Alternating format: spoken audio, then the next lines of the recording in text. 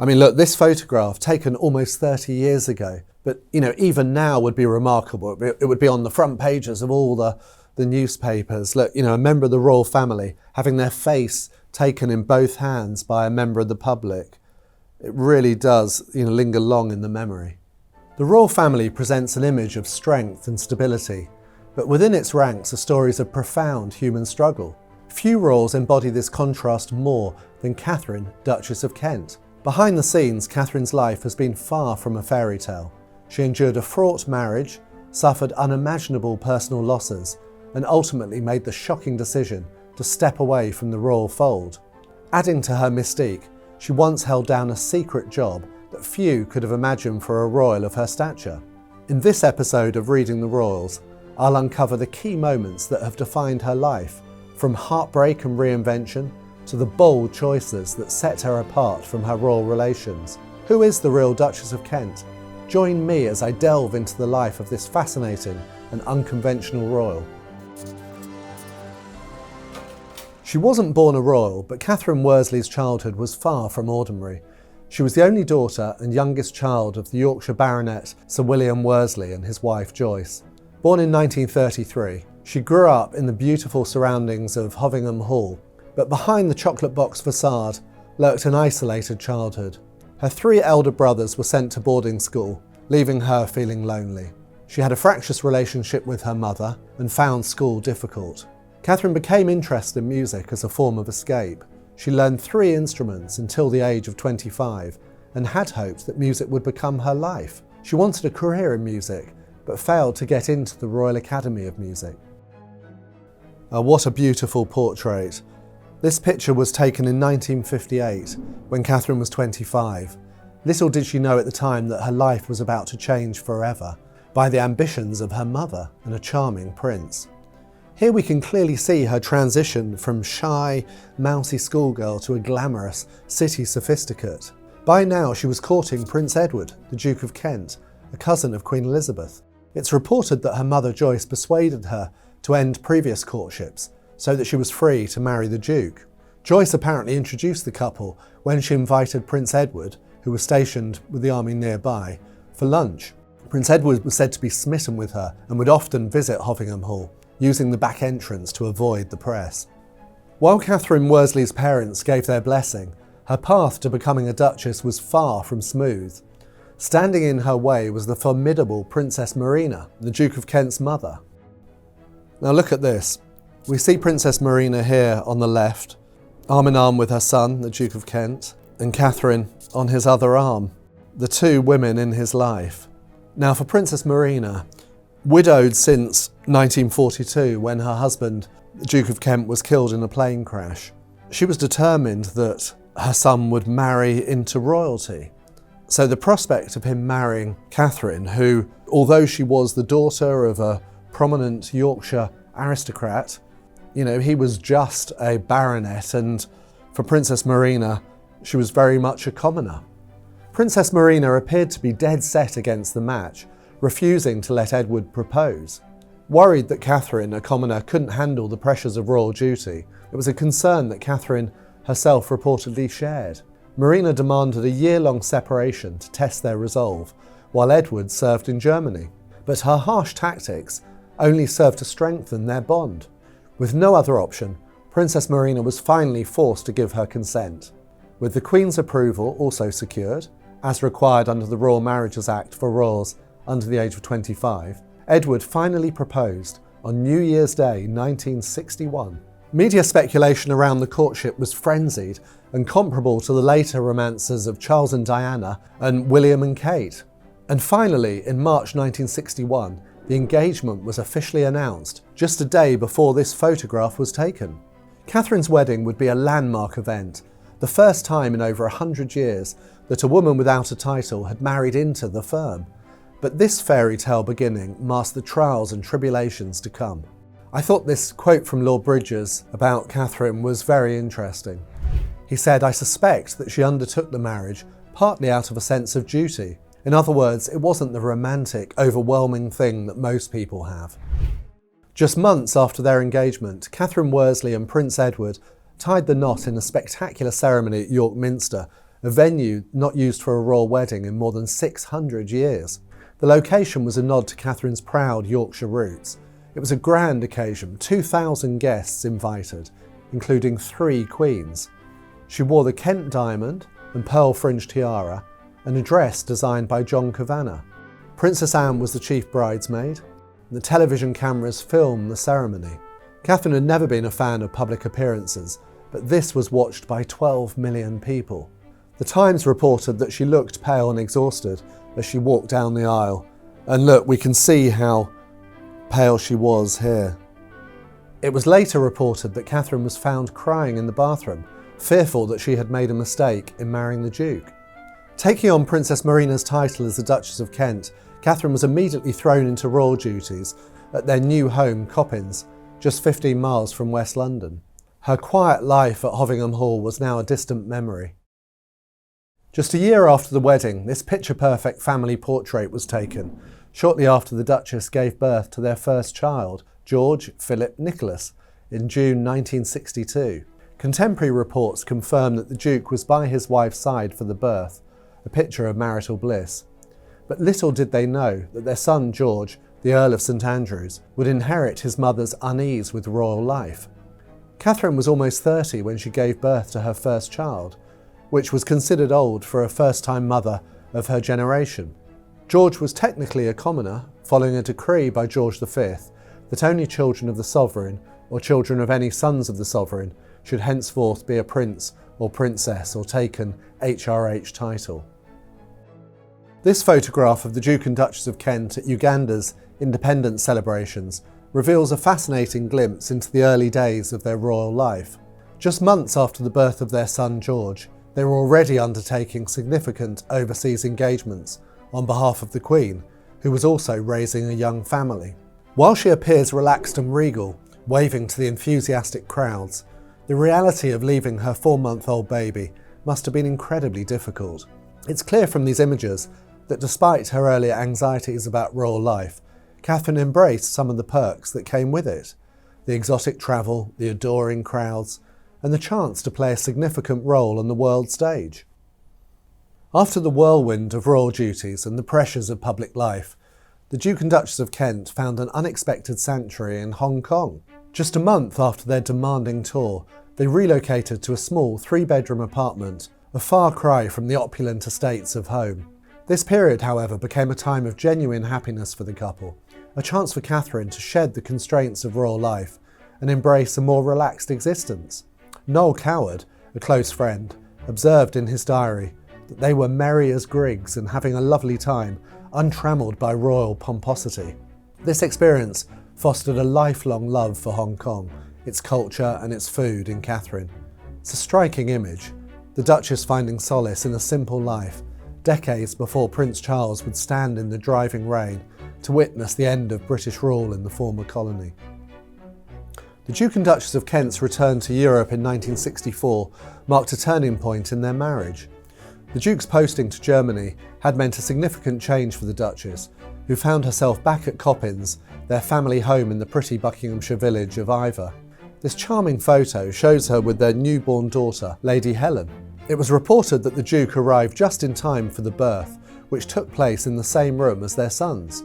Lady Helen would later make history by becoming the first royal to use the family surname, Windsor. But for the Duchess, this was the beginning of a new reality, adapting to life as an army wife, which would mean enduring long separations from her husband. This compelling image of the Duchess in 1967, resplendent in her academic robes as Chancellor of Leeds University, hints at a hidden side to her royal life. Following their return to the UK 2 years previously, the Duchess embarked on a path of dedicated service to education, while simultaneously fulfilling her increasing royal obligations. The Kents travelled the world representing the Queen, attending momentous occasions such as the independence of British Guiana and Barbados, and the coronation of the King of Tonga. But away from the pomp and ceremony, the Duchess led a remarkably different existence. In the quiet village of Iver, she was simply Catherine, a valued member of the Women's Institute and a regular at the local shops. This almost schizophrenic existence, torn between two vastly different worlds, reveals the inner conflict that would come to define her. In 1968, Princess Marina died following a brain tumour. It was decided that Catherine would take on 8 of her patronages, leaving her once sparsely filled diary absolutely packed. It was around this time that the Kent marriage was becoming semi-detached due to the couple's diverging interests. The most difficult thing for Catherine at this stage was juggling her new work schedule and the demands of being a mother of 2. Her role at the University of Leeds was the first that had nothing to do directly with the royal family or being an army wife. This seemingly simple photograph would set a royal precedent for decades to come. It's 1970 and the Duchess of Kent is leaving King's Cross Hospital with her newborn son, Lord Nicholas Windsor. In a departure from royal tradition, she chose to give birth in a hospital, a decision made in consideration of her age. The scene outside the hospital was a media circus, crowds of well-wishers, photographers and TV crews eager to capture the first glimpse of the new royal baby. This image would become the blueprint for future royal births. In the years since, there have been similar moments for Princess Anne, Princess Diana, Sarah, the Duchess of York, and most recently Catharine, Princess of Wales. But look at the difference here. In their cases, we've always seen the father of the baby with her, but my goodness, Catherine looks lonely, on her own there with the newly born Lord Nicholas. Behind the smiles and the public celebration, a stark reality emerges. The Duke was stationed in Cyprus, leaving the Duchess to face this significant moment alone. This family portrait, while appearing happy on the surface, foreshadows a period of deep personal suffering for the Duchess of Kent. It's 1973, and the Duke and Duchess have sold the family home Coppins to supplement Edward's army income and allow living in a grace and favour home at St James's Palace. And it's around this time that the Duchess longed to extend their family, but the years that followed this would be marked with sadness. Along with losing both of her parents, the dream of having another child would end in tragedy. In 1975, the Times carried a small article detailing that the Duchess of Kent was suffering with German measles. It would be many years before it emerged that she was also pregnant at the time. The condition presented a grave danger to the unborn child, leading a top royal physician to recommend a termination. For the Duchess, who was deeply religious, this must have been an agonising dilemma. Lord David Coggan, then Archbishop of Canterbury and a close confidant of the Duchess, later said that the decision troubled her throughout her life. Just 2 years after her previous loss, tragedy struck the Duchess of Kent once more. This photograph, taken at the 1977 FA Cup final, just weeks before the announcement of her pregnancy, shows her beaming with happiness, a stark contrast to the heartbreak that was to come. Despite experiencing some health issues, the Duchess bravely continued with her royal engagements until October, when it was announced that she was suffering from complications. The Duke was immediately summoned back from Tehran, where he was on an official visit, and reportedly raced to be at his wife's side in hospital. It was he who had the unenviable task of informing the press that their baby son, Patrick, had been stillborn. This agonising ordeal left a deep scar on the Duchess, and years later she courageously broke royal protocol by speaking openly about her subsequent battle with depression. Her willingness to share her experience helped pave the way for mental health campaigns like Heads Together, later championed by Prince William, Prince Harry and Catherine, the Princess of Wales. In 1997, the Duchess described the impact of the loss as the most devastating effect on her. She admitted, "I had no idea how devastating such a thing could be to any woman. I don't think I gave myself time to get over it." This same year, Catherine was admitted to hospital. Officially, she was said to be suffering from nervous strain, but it became clear that she was suffering a nervous breakdown. It was a tumultuous year for the royal family. Princess Margaret was divorcing Lord Snowdon, while Earl Mountbatten was murdered by the IRA, along with his 14-year-old grandson. According to her biographer Mary Riddle, the Duchess was so distraught by the loss of her son that she would chat about him as if he had lived. The tragedies of these years, coupled with the Duchess's deepening depression, placed an immense strain on the Kents' marriage.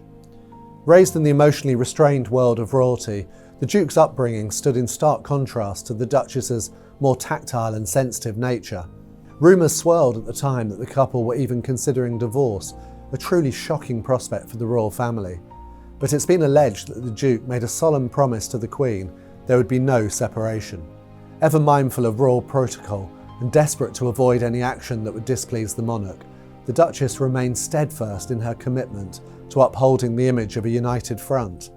Yet despite this public facade, the couple began to lead increasingly separate lives in the years that followed.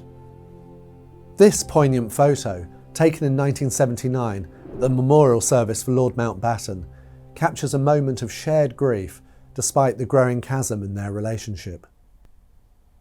It was these shared struggles with heartbreak and raw life that forged a deep and lasting friendship between the Duchess of Kent and Princess Diana, who would later face similar challenges in her own marriage. This candid photo, taken on the Buckingham Palace balcony during Trooping the Colour in 1990, shows the two women relaxed and at ease, sharing a private joke. The Duchess, having navigated the treacherous waters of royal duty in a complex marriage, became a trusted confidant and advisor to Diana during critical moments in her life. Their shared experiences of grief, depression, and the often isolating reality of royal life created a unique and powerful bond that endured until Diana's tragic death in 1997.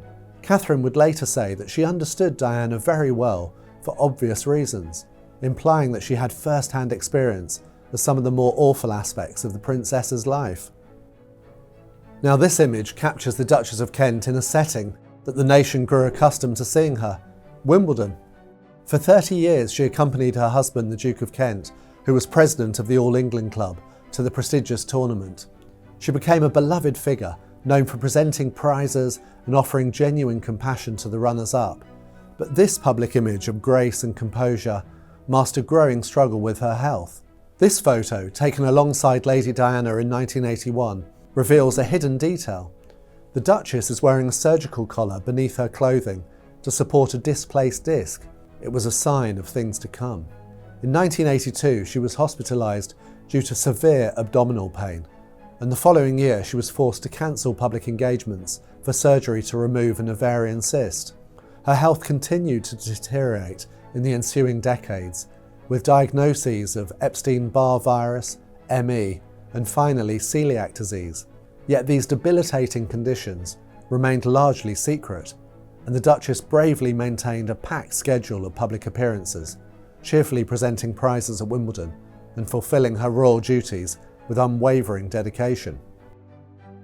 Now this famous image of the Duchess of Kent comforting a tearful Jana Novotná at the 1993 Wimbledon final is perhaps her most well-known moment and a powerful demonstration of why she was so different from other royals. As she presented Novotná with the runner-up trophy on centre court, the Duchess offered words of comfort, telling her, "I know you will win it one day, don't worry." This display of tactile compassion was still a rare sight from a member of the royal family at the time. "That's what you do when people are crying," the Duchess later explained to the BBC. "We are quite normal people, we do hug people who cry, it is a natural reaction." But this heartwarming gesture was not the Duchess's only act of kindness at Wimbledon. In a remarkable secret act of compassion, she helped reunite tennis legend Martina Navratilova with her mother in 1979, 4 years after Martina had fled communist Czechoslovakia. After the player's defection, her family faced severe repercussions from the Czech authorities, losing their jobs and being barred from travelling to see her. The Duchess, deeply moved by Martina's victory at Wimbledon in 1978, without her family present, intervened, ensuring that Martina's mother could witness her daughter play on centre court the following year. 1993 was a year of significant change for the Duchess of Kent, and not just because of her now famous Wimbledon moment. A chance encounter with a nervous primary school teacher from Hull would lead her down a remarkable and unexpected path. Hearing the teacher's anxieties about teaching music, the Duchess felt compelled to help, volunteering to teach the children to sing, and so began a 13-year secret. Once a week, she would discreetly travel to Hull to teach music, leading a double life far removed from the pomp and circumstance of royalty. This photograph, taken from a 2004 documentary more than a decade later, offers a rare glimpse into this hidden world. The Duchess, using the alias Mrs. Kent, managed to keep her royal identity a secret from most of her pupils, thanks to the discretion of school staff. It's a truly extraordinary tale of a royal embracing a completely different life, hidden from the public eye. "I was just known as Mrs. Kent," she told an interviewer in 2014. "Only the head knew who I was. The parents didn't know, and the pupils didn't know. No one ever noticed. There was no publicity about it at all. It just seemed to work." Katharine took up a voluntary position travelling once a week to Wansbeck Primary School on the Long Hill Council Estate in Hull. In 1994, she pushed the boundaries of royal protocol once again by converting to Catholicism. This dramatic decision made her the first member of the royal family to abandon Protestantism since James II's deathbed conversion in 1685. Despite being the head of the Church of England, the Queen gave her blessing to the Duchess's deeply personal choice. It is thought that the profound personal tragedies that she had experienced played a significant role in her embrace of the Catholic faith. Her youngest son, Lord Nicholas, her grandson, Lord Downpatrick, and her granddaughter, Lady Marina, have all followed in her footsteps, also converting to Roman Catholicism.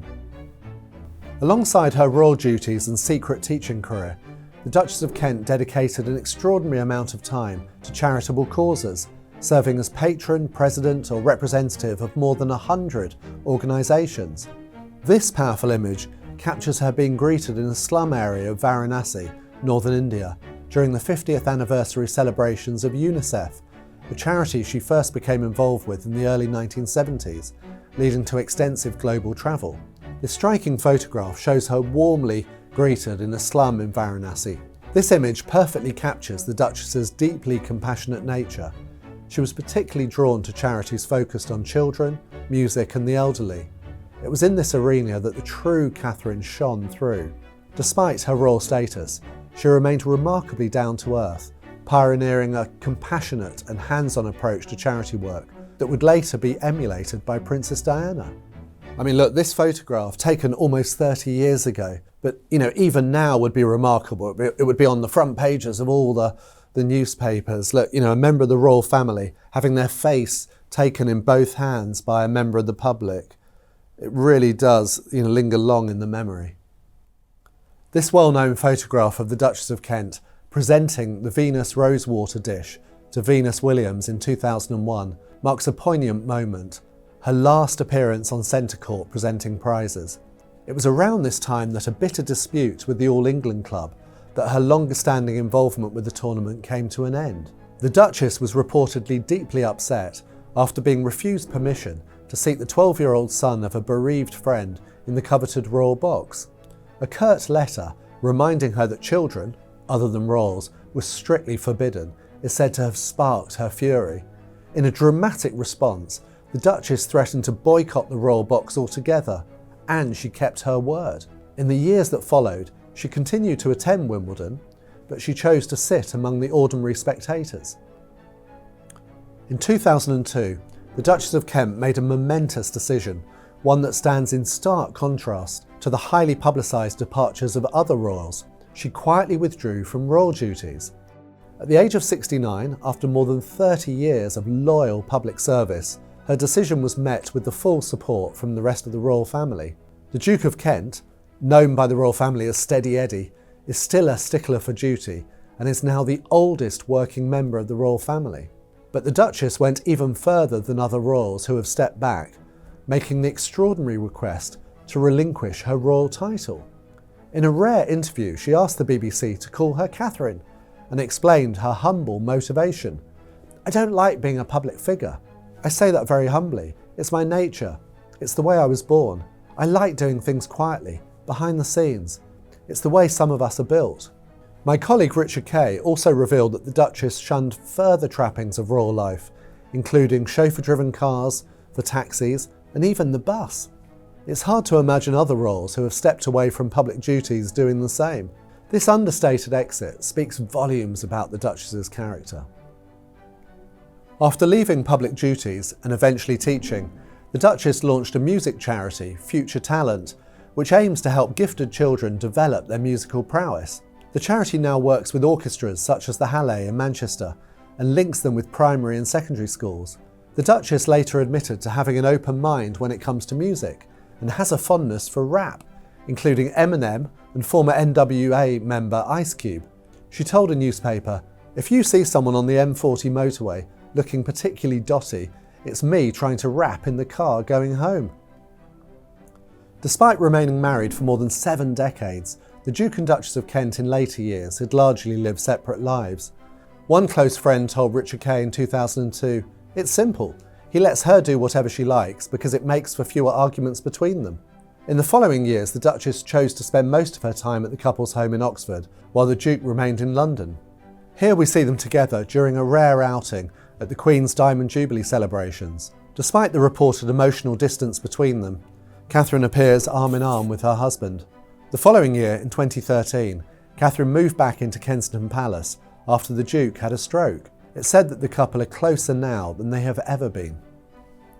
With her public duties and royal titles behind her, Catherine is rarely seen over the 2 decades following 2002. She would make fewer and fewer appearances at ceremonial events, choosing not to attend the funeral of Queen Elizabeth or the coronation of King Charles. In 2023, the Duchess made a rare public appearance with her husband on the 62nd anniversary of their wedding in early June. Catherine joined the Duke at St James's Palace, where a portrait of her was unveiled by her daughter, Lady Helen Taylor, after a concert by the Future Talent Group.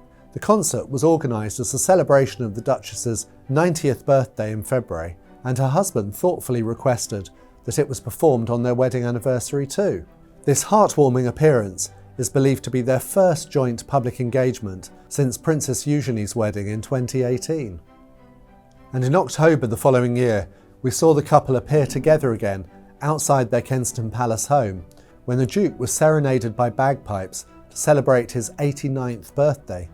The couple were joined by their son, Lord Nicholas Windsor, and the Duke's younger brother, Prince Michael of Kent. Here the Duchess is aged 91, and we see her for the first time in a wheelchair. Catherine Worsley's journey into the royal family was fraught with challenges and opposition, yet she not only weathered the storms of public scrutiny and personal tragedy, but also made a unique contribution to the monarchy. Her openness about her struggles, her dedication to charitable causes, and her willingness to break with royal protocol made her a true original. She successfully balanced the demands of her royal role with a deeply personal and often hidden life, as both Catherine, Duchess of Kent, and the down-to-earth Kate from Yorkshire. Her story is one of resilience, compassion, and the courage to live authentically, even within the confines of royal life. I hope that you've enjoyed this episode of Reading the Royals. Please remember to subscribe to the Daily Mail Royals YouTube channel for more great royal videos, and I'll see you next time.